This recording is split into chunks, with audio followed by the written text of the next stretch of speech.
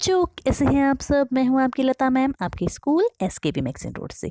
बेटा, आज हम करेंगे directorate of education GNCT of Delhi की इंग्लिश की वर्कशीट। आज हमारी वर्कशीट नंबर है 125। आज डेट है 5 दिसंबर 2020।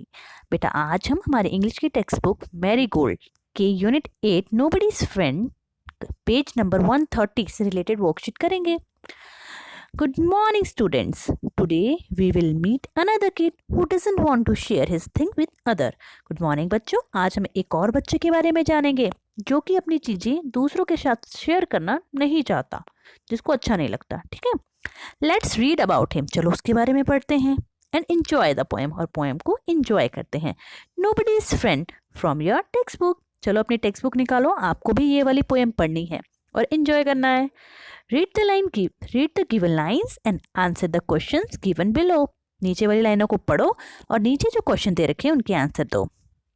He had some toffees and ate every bit. भाई, जो ये बच्चा दिख रहा है ना, इसके पास कुछ टॉफीज थी और इसने सारी खा ली। He had a tricycle. इसके पास एक ट्राईसाइकिल थी। जैसे साइकिल के 2 पहिए होते हैं ना, तो ट्राईसाइकिल वो होती है, इसमें 3 पहिए होते हैं। तो he had a tricycle, इसके पास ट्राईसाइकिल थी। He wouldn't lend, और ये ट्राईसाइकिल किसी को नहीं देता था। He never let anyone play with his train, और ये किसी को भी अपनी ट्रेन से खेलने भी नहीं देता था। He is nobody's friend, क्योंकि ये किसी का भी फ्रेंड नहीं था। Our first question is, who is the poet of these lines? In lines का पोएट कौन है, मतलब ये जो लाइंस है, ये कविता है, किसने लिखी है। तो बेटा, आपकी जो बुक होती है जिसमें ये हमारी पोएम होगी, इसमें लास्ट में आपके पोएट का नाम होगा। देखिए, ये आपके बुक का पेज ही है और ये लास्ट पेज है जहाँ पे पोएम है, और यहाँ पे आपके राइटर का नेम लिखा हुआ है, सॉरी पोएट का। तो यही आपको अपनी कॉपी में लिखना है। यहाँ पे मैंने आंसर लिख दिया, इसका आंसर है एनिट ब्लैटन। ठीक है बेटा।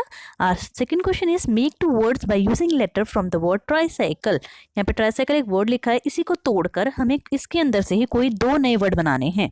तो एक तो बनेगा साइकिल, ट्राई को हटा दिया तो बन गया साइकिल, और एक बनेगा सर्कल। देखो, सर्कल की सारी स्पेलिंग की जितने भी अल्फाबेट्स हैं वो इसी के अंदर से मिल जा रहे हैं। Okay, now come to question number C. हमारा क्वेश्चन नंबर सी है, the boys collected word that rhyme with land. जो बॉय है वो वर्ड्स को कलेक्ट कर रहा है, उन वर्ड्स को जो जिनकी राइमिंग लैंड जैसी, मतलब जो बोलने में लैंड जैसी हो, जैसे लैंड, सैंड, और कौन कौन से हो सकते हैं। Can you help him collecting the words in the basket. तो क्या आप उसकी हेल्प कर सकते हैं इस बास्केट में जो राइमिंग वर्ड लैंड और सैंड के हैं उनको लिखने में। तो मैंने यहाँ पे लिख दिया है मैंड, friend. Okay, now come to question number D. Find the opposite words of enemy. Enemy का अपोजिट क्या होता है। एनिमी हिंदी में होता है दुश्मन, तो दुश्मन का अपोजिट होता है दोस्त, तो इंग्लिश में हो गया फ्रेंड। ओके, चलो आगे बढ़ते हैं बेटा। Other than humans we also have some friends in nature around us. भाई, ह्यूमंस को छोड़कर, मतलब लोगों को छोड़कर, इस नेचर में हमारे और भी फ्रेंड हैं।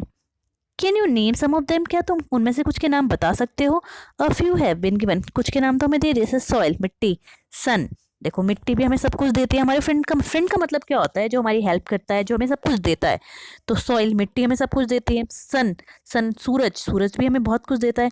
इसके अलावा हमें और भी बताना है, तो मैंने आंसर लिख दिया, लाइक ट्री, क्लाउड, विंड।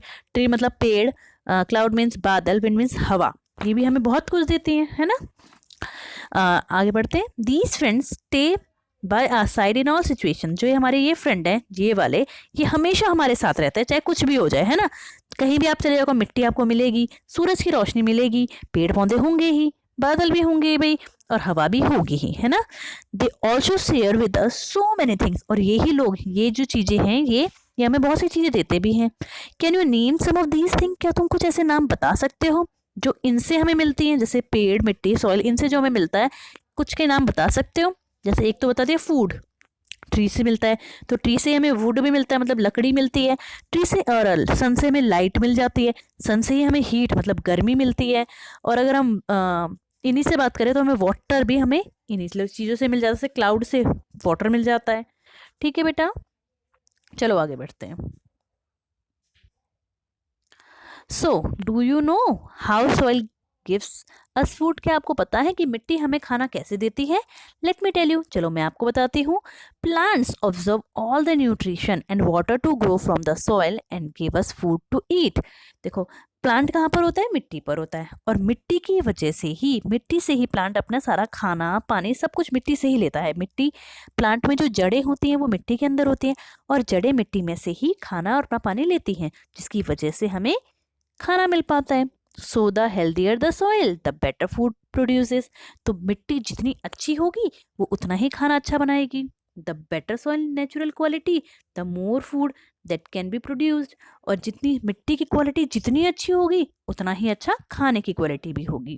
ठीक है बेटा, तो आज है 5 दिसंबर, और आज क्या है आप समझ ही गए होंगे, इतनी देर से मिट्टी मिट्टी मिट्टी की बातें कर रहे हैं। तो आज है वर्ल्ड सॉइल डे, मतलब विश्व मिट्टी दिवस। ठीक है, टुडे वर्ल्ड सॉइल डे, आज है world soil day. Let's promise ourself to improve soil quality for a better future. तो चलो हम सब मिलके प्रॉमिस करते हैं कि हम अपने फ्यूचर में अपनी जो मिट्टी की क्वालिटी है उसको इम्प्रूव करेंगे, अच्छा बनाएंगे। इट्स वेरी इजी, ये कोई मुश्किल काम नहीं है, बहुत ईजी है। We have to do is to use our kitchen. और जो कुछ हमें इसमें काम करना है हमें अपने किचन से ही करना है। कैसे करना है चलो देखते हैं। वेस्ट इन मेकिंग कंपोस्ट, जो हमारे किचन में वेस्ट होता है ना बेटा, उसको कंपोस्ट करना है बस।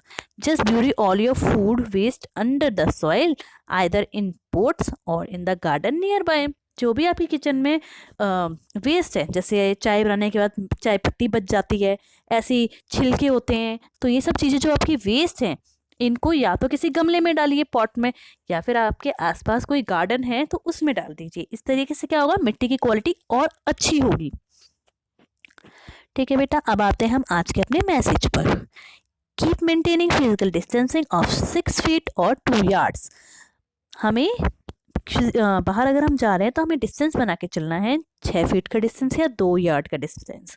इसी के अलावा हमें हमेशा मास्क पहन के रखना है, और साथ ही साथ अपने हाथों को सैनिटाइज करते रहना है। ओके बेटा, आज की वर्कशीट यहीं पे कंप्लीट होती है। सभी बच्चे से कॉपी में करेंगे और अपने टीचर के पास सेंड करेंगे। Bye bye.